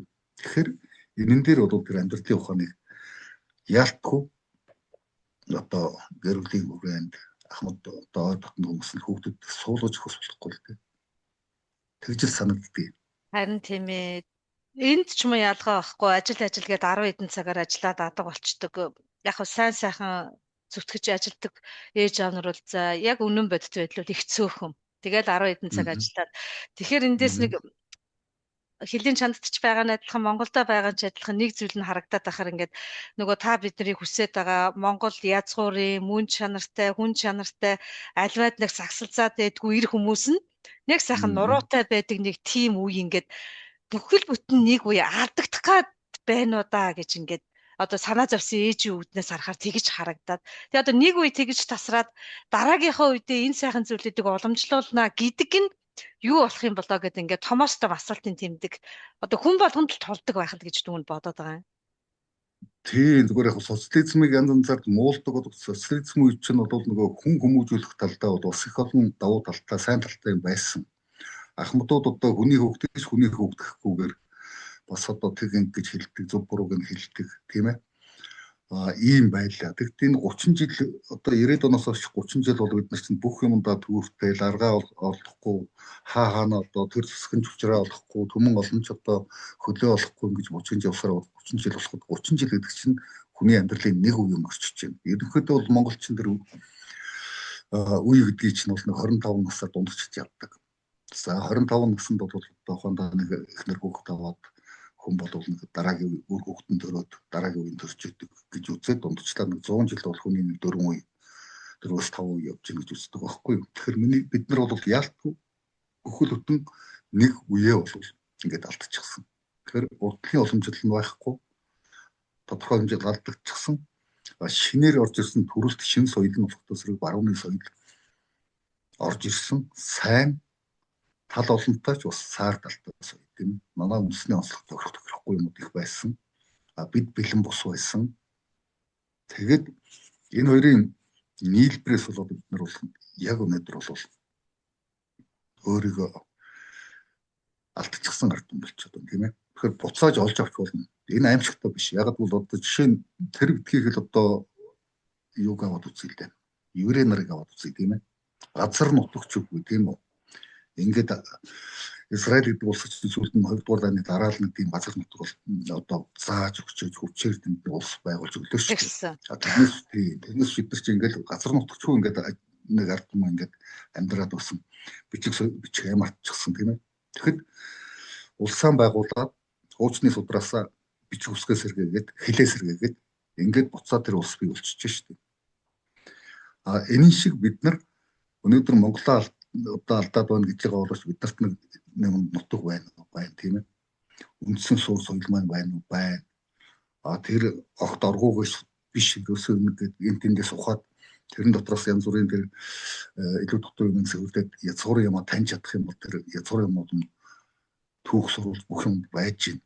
Тэгэхээр бидэнд бол соёл маань байж байна тийм ээ. Тэгэхээр бидэнд бол олон давуу тал бий. Одоо энэ дээр ганцхан Монгол хүн гэдэг тэр юм одоо онцлог түрүүний өөрийн чинь хэлсэн дээр 7 чанар гэдэг байна шүү дээ тийм ээ. Тэрэн шиг одоо ийм онцлог чанаруудыг бид нар ингээд суулгаад өгч бол ялангуяа энэ орчин үеийн дэлхийн ертөнцийн чинь их сонирн болчихлоо шүү дээ. Диплом хэрэггүй, ур чадвар хэрэгтэй ч гэдэг юм ингээд янз бүр юм ярьж шүү дээ. Тэгэхээр эн чинь уул нь яг Монгол хүний нөгөө язгуур чанарт нь их нийцтэй тийм аятайхан цаг үе дэлхийд ирчих гээд байгаа байхгүй. Олон ажил хийж чадна, хөрөөх чадвар сайтай, хэл ус сурахтаа бас илүү давмгай гэх мэтэр Монгол хүн юм байна шүү дээ. Хөдөлмөрлөлт одоо янз бүрийн ажил хийхэд бол заавал тэр дүрм журмын дагуу биш одоо тэр нөгөө стандарт ус сэтгэлгээгээр шийдэл гаргахтай сайн гэх мэтийн тийм нот байна л та. Тэгэхээр бидэнд бол уулын дэлхийн хүн болох. Одоо бидэнд нэгдүгürt Монголоо одоо дэлхийд өндөр хөгжилтэй улс болгох. Дээр нь Монгол хүн болгон дэлхийн хүн байх нэг юм хоёр том зорилго бүр сэтгэл зүрхэнд байж хэвээр юм шиг байна. За тэр юу гэх англи хэл соёл заа тэгээд энэ технологийн ололтоор дамжаад бол манай хүүхдүүд бол дэлхийн хүн болчих тал руугаа явчих шиг боллоо. Одоо харин одоо энэ хаач чадсан монгол хүн тэр нэг монголоор байдаг юм нэг гадаад байгаа монголчууд байна. Тэгээд энд байгаа монголчууд нь бас монгол шиг байх сэтгэл зүрхний нэгддэг ийм баймар. Тэгээд эв нэгдэл их чухал юм шиг байна. Яг л одоо ингээд янз янзын юмдар ингээд их тийм өөдгөө чанар харагдаад байх юм. Хэдийгээр одоо дандаа өнөөдөр хэдийгээр муу юм ярихгүй гэсэн ч гэсэн муухай юм ярихгүй гэсэн ч гэсэн ер нь бол монгол хүн тэр язгуурын чанараа бол өнгөрсөн хугацаанд их алдаж айдас түлэгдсэн ард юм байна гэж би боддог. Яг тэгэхээр үндсэндээ тэр их дайны хөл тийм ээ одоо бодъё л да 1200 300 оны үеийн хүчрхэг байж байгаа л тэгэл бутраал тараал тэрнээс хойш л бид нар чинь ингээд жижигрээл улам хуваагдал жижигрээл алга болол захаас энтрэл сэмрээд уусаад нутгаач алдаад хүмүүс нь ч одоо ингээд харьшаад явсаар байгаа үлдсэн гэж явах юм бол одоо энэ хэдэн монголчууд шүү дээ. За тэгээд урд талд бол одоо ухсанагтай ахан дүүс маань бас нэг бөөндөө султаа байна. Энд тэнд бас нэг байна. Тэгэхдээ тэрнээс гадна одоо тархан сурсан монголчууд гэж одоо яг жинхэнэ манай одоо энэ Монгол улсын монголчууд маань энэ үеийн Монгол улсын монголчууд Монгол дэлхийгээр бараг 50 хэд орнд байна гэдэг байгаа зү тийм ээ бүхэл бүтэн ганц солонгос бүгд хөглөтөн аймгийн хэмжээний монголчууд очиж ажиллаад амьдрал солонгос соёлтой болоод явж байна. За тэгэл Японд ч гэдэг юм уу одоо очсон газар болондоо байгаа монголчууд маань өөрсдөө 2 дахь үе зарим нь 3 дахь үе рүү гарах гэж байгаа шиг байна. Тэгээд тэр газрынхаа соёлыг сурчлаа. Нэг талтай их давуу тал байхгүй юу? Тэгэхээр тэр соёлыг сураад тэрэн дотроос шилдэг юм ин аваад өөрийнхөө шилдэг юмтаа нийлүүлчих юм бол нөгөө дэлхийн жинхэнэ шилдэг хүмүүс нь болж чадна л гэж боддог шүү дээ. Одоо энэ чиглэл бол нэм аав ээж болгон хүүхдтэй хэлээд за чи монгол хүн шүү. Монгол хүн ийм байх ёстой шүү. Тэхийн тулд чи одоо эрт бос сур. За одоо хоолндоо зохицуулт сур тийм ээ.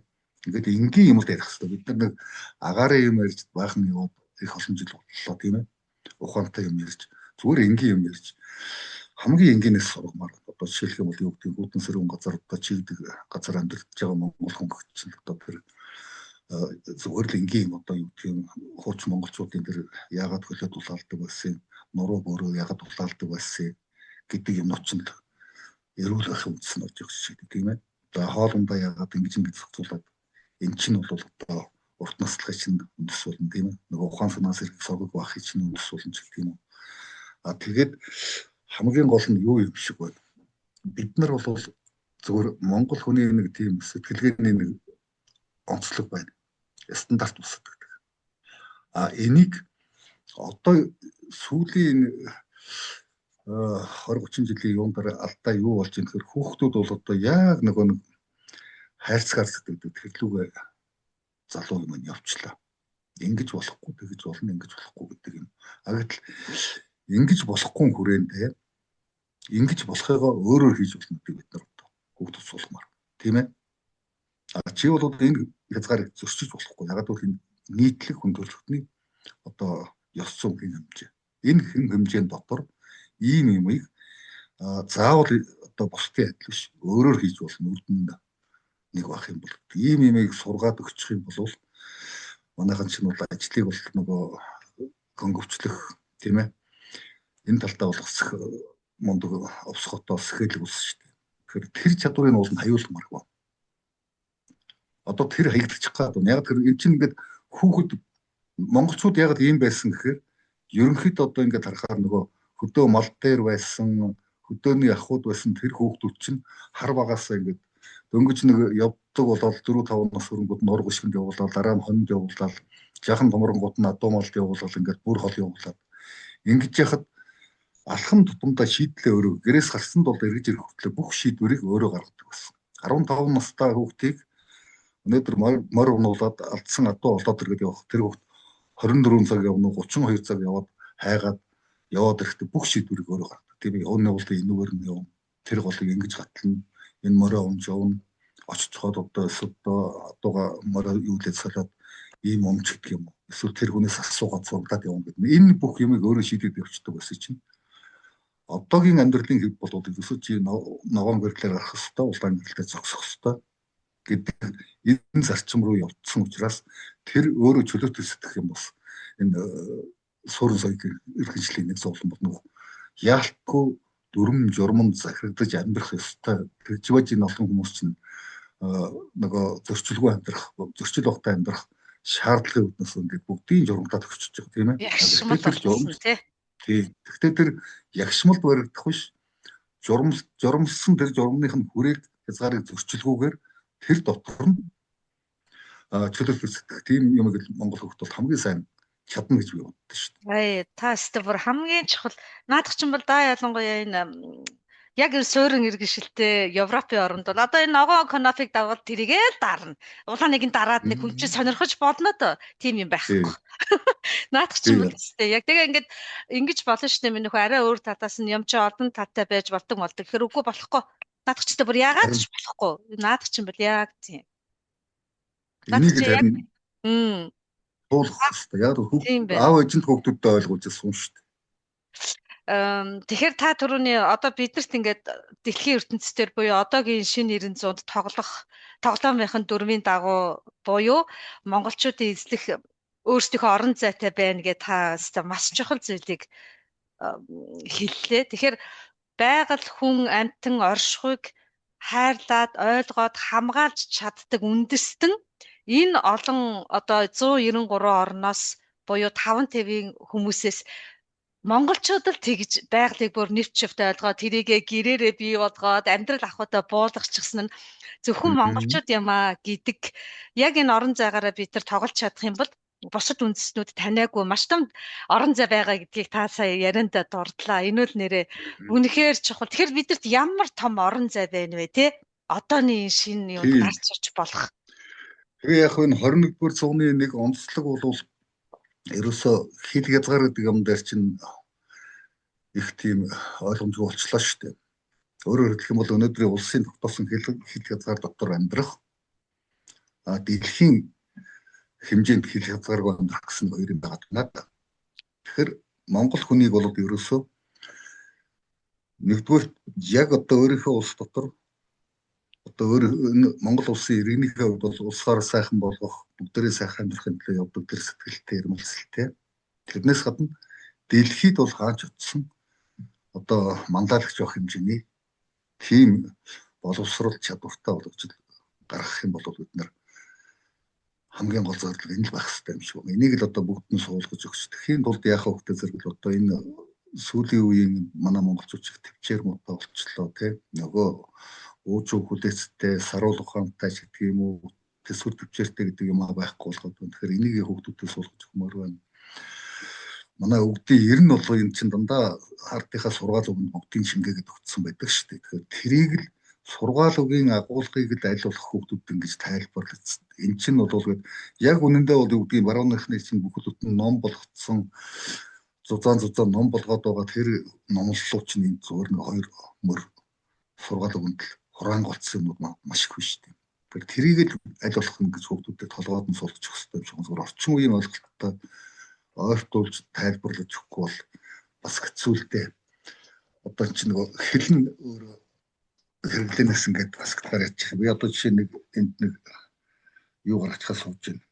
Адуу олон боловч агт ховор, агт олон боловч аргамаг ховор, аргамаг ховор боловч олон боловч ажнай ховор гэдэг. Одоо ертөнцийн 3 ховор гэдэг ч байгаа байхгүй юу? Одоо тийм тэгэхээр адуу олон боловч агт ховор, агт олон боловч аргамаг ховор, аргамаг олон боловч ажнай ховор гэдэг. Ажнай ховор. За тэгэхээр энэ 3-ыг чинь одоо ингээд дээдсүүд ингээд сургаад үлдээчихжээ ертөнцийн 3 ховор гэдэг. Одоо бид нар тайлбарлах гэхээр өөрсдөө чадахгүй шүү дээ. Тийм баг үст. Тэгсэн ерөнхийдөө бол яг адуу гэдэг бол адуу тийм ээ морь адуу. Адуун дундаас агтанд гэдэг чинь одоо сэргийн хэрэгцээ мөн үү? Нөгөө энэ дайны хэрэгцээнд зориулсан шилмэл морь бол ховор тийм ээ. Гэтэл нөгөө шилээд авсан агтан дотроос аргамаг гэдэг одоо бас дэшээ яаж штэ нэг шатаг үлж штэ. Тэр нь ховор. Тэгээ аргамаг одоо ховор олон боловч одоо нөгөө аргамаг шилээд ирэхээр бас олон байх гэдэг штэ. Тэгэхээр аргамаг олон боловч тэр дотор ажнай нь ховор гэдэг. Ажнай гэдэг нь одоо дууны дээд бол тасч байна гэдэг.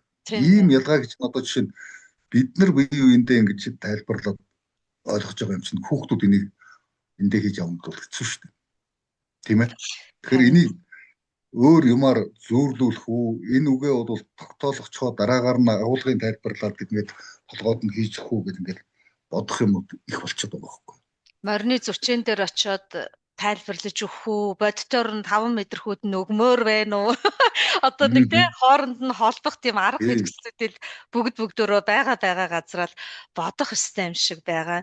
Бид нар бас энд нөгөө их хэлний сургалт хариуцаад явж байхад хүүхдүүдээ нөгөө Малмо гэд хотод аваачаад яг ямаан дээр нөгөө хондонд ингээд луувангийн өвсийг нь бариулаад галаа төлөө туушураа хийгээд галын хайчаар ингээд мод цод бариулаад яг ингээд нөгөө бодтоор хүүхдүүдэд үзүүлээд ирэхээр чинь нөгөө ангидаа заагаад байдаг юм нь хоёулаа нийцээд тэгээд тэр далд ухаанд сууж өгнө. Тэгээ одоо тэгээд заачсан хүүхдүүд маань эхнээсээ 21 2 хүрч байна. Тэгээд Монгол гэж яриад дэлхийн ингээд Монгол руу бүх талаараа өнгөөгöd ирэхээр нөгөө суудсан байсан далд ухаанд суудсан байсан нэг өгүүлбэр нэг их шиг аваа ингээд дэлхийн нийтээрээ яриад ирэхээр нөгөө хөвгт чинь сонссон хүүхэд сонсоогүй хүүхэд Монгол сургуульд явсан хүүхэд яваагүй хүүхэд ээж аав нь ярьдаг хүүхэд ярьдаггүй хүүхэд хоёр бүр үнэнхээр тэнгэр газар шиг байт юм байлээ. Тэгэхээр бид нар энэ бүхнээс ойлгож та бүхэн яриад байгаа нь хамгийн ихний суурь болсон эцэг эхчүүд өөрсдийнхөө чадхаар бүр чаддаг бүхнээ л хүүхдтэй одоо хийх нь хүүхдээ аварч гарах битээр яриад байгаа хүн болгоны яриад байгаа дэлхийн иргэн болгохт л одоо их л нэн өргөтөл байгаад байна да. Тийм дэлхийн иргэн болоход амархан байна. Орчин байж байна. Нөхцөл нь байж байна тийм ээ. Хүн нэгчилжүүл. Монгол болох бол хэцүү болчиход байна шүү дээ одоо нэг хүүхдэд. Тийм учраас одоо тэрийг эцэг эх нь одоо ахмад хүмүүс нь бүгдээрээ л одоо энэний төлөөлөх хичээхгүй бол Монгол хүн болно гэдэг чинь мөн ч бас хариуцлагатай адармаатай ажил байна шүү дээ явж явж. Аяа. Инхтэй юмч соёлыг тунхаг гэсэн оюун санааг дэдэлсэн өвгдийн үрс бид чинь одоо тэгээд яг тийм хүмүүсээ хойч үеэд үлдээх гэдэг. Та бүхэн түрүүний ярьжсэн нөгөө нуус тавчаа маань Чингис хааны язгуур дээд тэнгэрээс заяат төрсөн гэж их хэлдэг. Тэгээ би яагаад дээд тэнгэрээс төрсөн юм бэ? Яагаад бид нар хөх нуруут юм бэ гэд хүүхдүүд асуухаар бид нар одоо юу гэж хэлэх вэ гэдэг яг бодит асуулт тулгарчаад байгаа. Тэгээд та маань Говь Алтай аймгийн Бугуут сумд өсөж төрөөд ингэж явсаар байжгаад яагаад энэ тэнгэр гэдэг том айс савруу таныг ер нь нэг үг өгүүлбэр татаж ороолоо битээр яриад байгаа тэр сонсголонтой их шиг авинууд таныг татав эсвэл ямар нэгэн сонирхолтой зүйл таныг тэр гайхамшигтай ертөнц рүү оруулсан байгаа да тэр тухайга.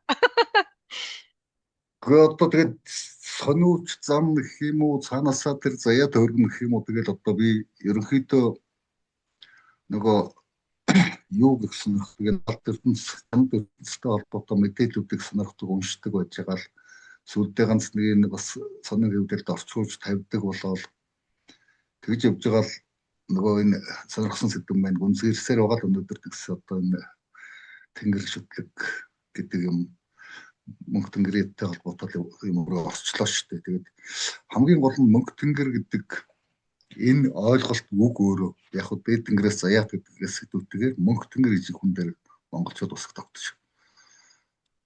ойлгох хэрэгтэй гэж боддог. Яг тэгэхээр мөнх тэнгэр гэдэг үгийг эртний түүхэн сурвалжуудыг ингээд хөөгөө судлахтаа зэрэг нууц товчоонд анх хэрэглэсэн байна гэж. Нууц товчоонд хэрэглэхдээ тэр үгийг 1202-оос 1204 оны хооронд тухайн үед одоо Чингис хаан сул аваагүй Тэмүүжин бол анх хэрэгжилжээ гэж. Одоо манай Сумьяотар гэдэг нууц товчоо насаараас утсан мундаг элдэмтэн биелтэй. Тэгээд Сумьяотаргаа бол одоо ийм зузаан Монголын нууц товчооны гэж ийм ном одоо гаргасан.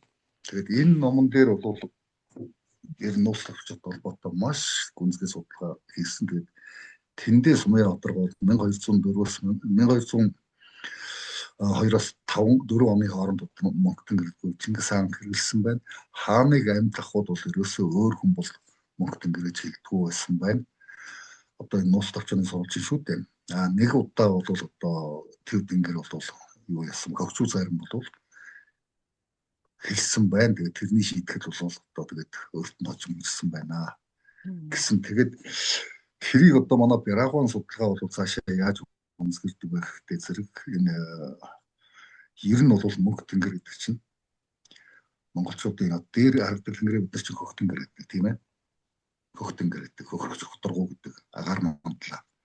Гэтэл мөнх тэнгэр гэдэг юм бол түүнээс дээд далдын хүч байжээ. Тэрийг л мөнх тэнгэр гэж нэрлэжсэн байна гэж ингэж Брагуан судалгаа бол үнэлсэн. Тэгээд за яг би одоо тэрийн цааш нь бас ингээд хэр чадлаараа судлаад өөрийн гэсэн юм гаргасан юу вэ гэхээр ерөөсөө энэ юу юм байна. Мөнх тэнгэр гэдэг чинь бол ерөөсөө дээдийн дээд хүч юу тийм ээ. Одоо бос жишний харууд одоо дээд бурхантай дүүх тэр хүч юм байна. Гэхдээ энэ хүч бол одоо тийм шидлэг бурхны хүч биш. Энэ бол ерөөсөө юниверс буюу орчлон хорвоогийн одоо тэр хүчийг л хэлсэн юм байна. Өөрөөр хэлэх юм бол одоо энэ чинь бид нар чинь сансар өгдөггүй энэ бүх юмнаас одоо гариг ертөнцийн чинь хамаарч байна. Одоо наран дээр нэг үйл явдал болоход одоо энэ дэлхий дээр нөлөөлөл тийм хүндэн хүртэл нөлөөлөл ингээд байж байна.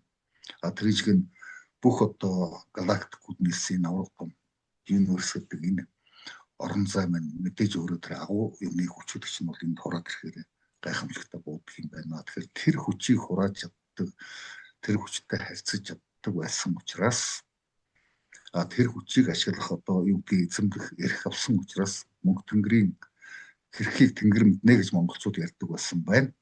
Энэ мэдлэгт нэгдэж чаддаг байсан учраас өөрсдөө тэнгэр заяат гэж нэрлэдэг байсан байна гэж ингэж ойлгоод байгаа шүү дээ. Тэгэхээр яалтгүй одоо тэр энэ бол шинжлэх ухааны явдлага бас нийцнэ. Хэн нэгэн хүн төгсгөөр түрээд сургаал номлоо хэлдэг одоо эсвэл одоо хэн нэгэн бурхан төрөөд тэр нь одоо ертөнцийг бий болгочихоогүй гэдэг мөн үү. Энэ бол угаасаа ийм агуу хүч байна. Тэр агуу хүчний хэрэгшээл дэлхийн ертөнц байна, хүн төрлөختөн байна. Тэгээд тэрний зам ёсны юмыг зөрчих юм бол тэнгэрийн шийтгэл хүлээдэг юм байна, эсвэл хүлээдэг юм байна. Тэрийг ерөөсөө зөрчихгүй бол одоо тэнгэрийн ивэл хүртдэг юм байна. Тийм учраас одоо мөнх тэнгэрийг судлах ёстой гэдэг. Тийм ч учраас энийг бол ямар нэгэн бурхан шиг гэж баримл хөшөөч гэдэг юм уу, зурагч юм уу бүтээж мөргөж шутдаггүй юм байна. Одоо дээшээ ингэж хандаж ивэл хүсч ингэдэг чил яадаг юм байна гэсэн иймэрхүү агуулгатай. Тэгээд энийг бол яг энэ сэдвээр тусдаа ярил бас нэлээд удаа ярих тайлбарлах тийм шаардлагатай бол зураг. Товчхондоо бол нэг ерөнхийдөө нэг ийм юм байна гэдэг юмыг ойлголоод тэнгэр заяат гэдэг бол ингэж одоо энэ орчлонгийн агуу хүчийг мэддэг, шүтдэг тэрийгэл мөнх тэнгэр гэж нэрлэдэг. Тэрний нууцыг мэддэг учраас мэдэж тэрэнд зогсож байдаг учраас л өөрсдийг одоо мөнх тэнгэрээс иргэшсэн хүмүүсээ гэж ингэж тайлбарладаг байжээ гэдэг хүмүүсд ярихад бол бас ойлгомжтой. Тийм учраас 13 дугаар зууны Монгол төрийн шашны бодлого бол дандаа юу байгаа шүү дээ. Ямар ч соёл шашныг бол ад үздэг. Бүгдийг нь зөвшөөрдөг тийм ээ.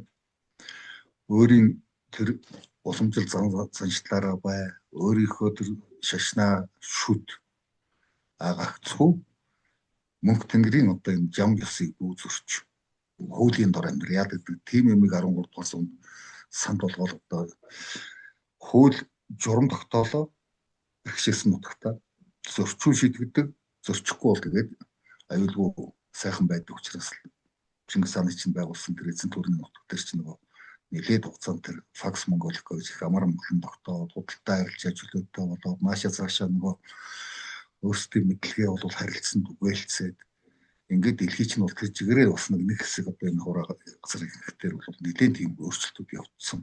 Харамсалтай нь их хааны үр хүүхдүүд дараагийнх нь одоо хааны тэр сайхан ухааныг ойлгоогүй хараа одоо би том хамтлах хэрэгтэй чи болохгүй гэд хоорондоо муудалцаад ингээд дараагаа хийсэн болохоос биш. Тэр чигээрээ 13 дугаар зуунд тогтоосон Чингис хааны тэр гүрний нэг хуулийн дор үндэстэн болгон өөрийнхөө одоо хэл соёл ёс заншил шашин шүтгээ хадгалаад эв найртай инх тайван амьдрах тэрийг бэржижсэн бол одоо өнгөрсөн 800 жилд дэлхийн мөн сайхан болсон байгаа гэж боддог. Харин тийм ээ. Гэхдээ нөгөө дотоодосоо ч байсан бах, гадаадасаа ч түлхэлт хавчлага нөгөө өдөө хатгалга их байсан тийм ээ. Тэгээд гадаад дотоод хоёр нийлээл тэгээд одоо тараачихсан. тий тараагаа тайчихсан. Тэгээд тэр хэдэн зуунаар дамжсан энэ хагарал бодлогын чинь үр дагавар нь өнөөдөр хүртэл тасрахгүй монголчууд ингээд хоорондоо аймаг сумаараа намаараа шашин шүтгээр ингээд байнга талхилсч идэг нэг юм байдлаар хүрчлээ шүү дээ. Өөр язгуурын чанар юм шиг уулын олдмол боловч одоо ингээд их муухай чанар хамгийн дөрөв монголчууд нь эв ийгч юмэр байна. Та тэгээ нөгөө нялхсан үнэрт сэтгэл дэвтэж өвөгдийн үгэнд цэгцэрдэг гэдэг шиг итгэс сэтгэл ухаан маань таны ярианд бүр ингээ шумбаж ороод амаа ангаагаад ийм сайхантай хөрөлтөө өрнөж байгаа галери дахта баярлалаа.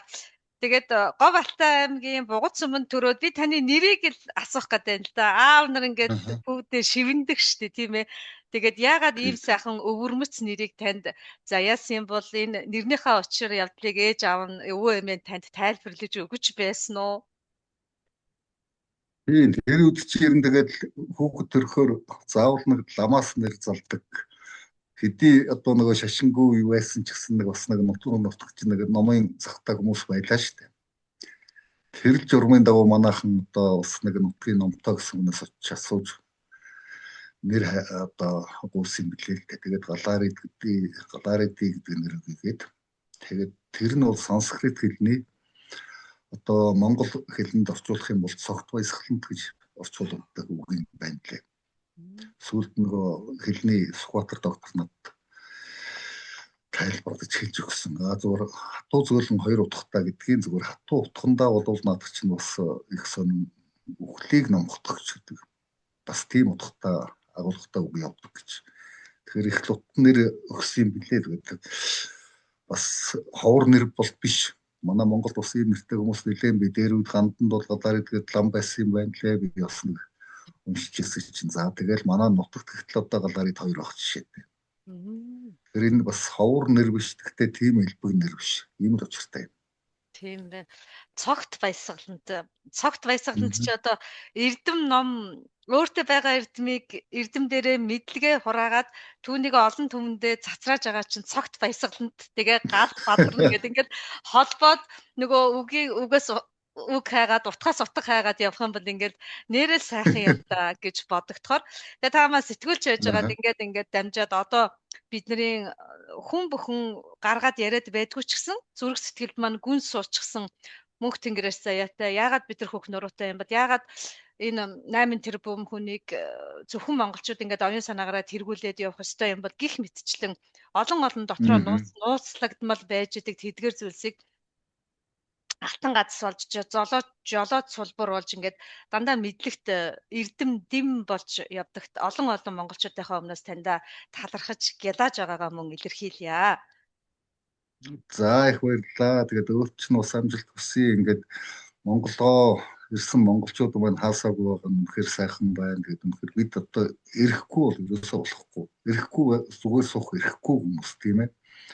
Энэ хайрлах ёстой, дээдлэх ёстой сайхан юм аа бид нэр энэ даяарчдын салхинд алдчих болохгүй. Цаг төр нь одоо ингэж тараад өнөөдөр Монгол улс маань өөрөө явах уу? Дотроо уучраа болохгүй, эдийн засгаа үж чадахгүй ийм байгаа ч гэсэн ирээдүйн өөдрөг гэгэн гэж би бол найддаг. Нэг монгол хүн болвол ер нь үгүйдэгт нэг 3 гадаад хүн шиг ажиллаж ийж чадвал 10 гадаад хүн шиг ажиллаж ийж бид нар 30 сая юм шиг тийм ээ. Ингэж хөгжиж хүчрхэгжих байх. Тэгээд тэрний нэг том тулгуур нь бол давуу тал нь бол бид нар ингэж их олон монгол хүмүүс өнөөдөр гадаадын олон оронд амьдарч байгааг би буруутгахгүй шүү дээ. Хэдийгээр амьдралын одоо юу гэдгийг жамаар, аргагуун эрхэнд янз бүрийн шалтгаанаар харийн оронд оцсон ч гэсэн энэ маань эргээд ирээдүйн хүчрэг Монголыг бий болгоход маш том хүч болно гэж харж байдаг. Тэгэхээр монгол хэлээ сураагүй байсан ч гэсэн монгол төвхөл юм бол тэр хүн тэр нэг монгол гэдэг тэр бахархал тэгээд тэр монгол хүний эзэмшил зөх чадвар за тэгээд ер нь одоо Монголын тэр түүхийг үнэн зөвөөр нь ойлгуулж ингэж өгöd байх юм бол бид нэр ерөөсөө дотооддоо ч гадааддаа ч хөл алдахгүй ингээд монголчууд дэлхийд даяар сайхан амьдрах ийм боломжтой гэж бодож байна. Тэгээд бүгдд нь одоо хүүхдүүдээ сайхан хүмүүжүүлдээрээ Монгол болгоорой гэж хүсмээр байна. Ер нь тэгээд явж бол яалтгүй хүний газар харийн нутагт богинцуулан хугацаагаар амьдраад үзсэн хүн Монголоо илүү хайрладаг болдог. Илүү Монгол одоо эх оронч болдог.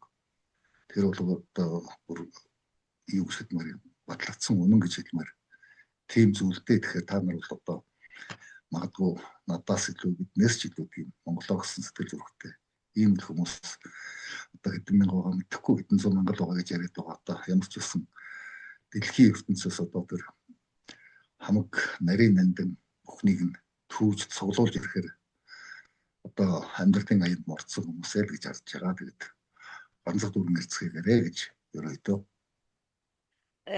сайхан өрөөл байна. Харин тийм ээ. Би сэтгэл оюуныхоо хувьд тэгэл эндээсээ ололттой байгаа зүйлээ шингээх гэдэл дамжуулах гэдэл хүн болгон л хөөрхий хичээж байгаа.